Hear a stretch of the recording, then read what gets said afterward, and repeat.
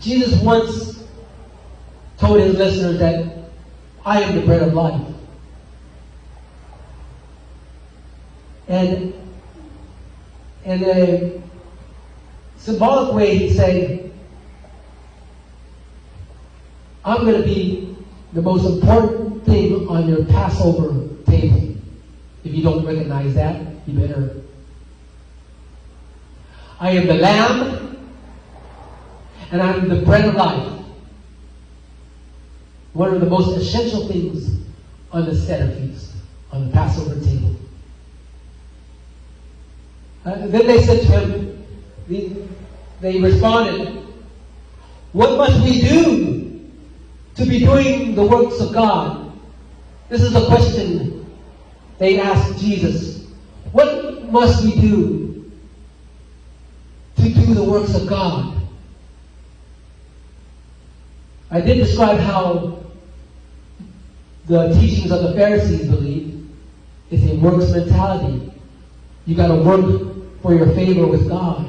It's all performance. It's all ritualistic. And I'm thinking they're believing, their minds were conditioned by the teachings of the Pharisees. And they're saying, how do we gain God's favor? What things must we do? What practices, what ritualistic things, what religious acts must we do for God?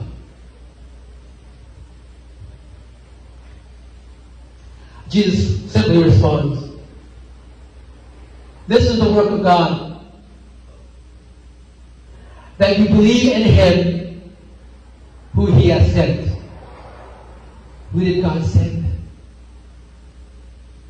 Who did God send? His Son. It's that simple. No sweat from your brow, brother. Jesus is going to sweat for you. You don't have to earn any scratches or scars from the work and toil you need to do to gain God's favor. Jesus will do that for you. Your muscles ain't going to soar to gain God's favor. Jesus will experience the sores on His own muscles for you. Believe in Him who He has sent. And if you were a local Jew at that time, you would be familiar with all the prophecies of the Old Testament. You would be familiar with the prophecies from Isaiah, from Jeremiah, in the times of Moses, all the way from Genesis. If you were an average Jew in the times of Jesus' earthly ministry, it was a staple for you to understand the teachings of Moses and Abraham, Jeremiah. The history of why they're there, of why they become what they become, and their lineage. It was important for them to know that the story of their ancestry since Adam and Eve. That was a staple of the whole.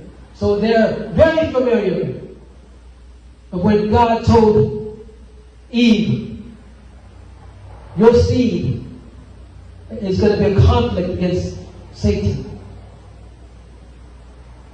And that thread was a continuous theme all the way to Jesus Christ. In the homes that celebrated from generation and generation the Passover meal, remembering how Moses led the children of Israel through the desert to the upper room, to the evening of the upper room. There was Passover meal. Do you remember the story of the upper room? Jesus is how we all recognize as the Last Supper. the supper before Jesus was arrested and crucified. Generations and generations of Hebrews celebrated the Passover to the upper room, and they still do to this day. But there's that one remarkable thing is we need to believe that the ultimate sacrifice has been done for your sakes.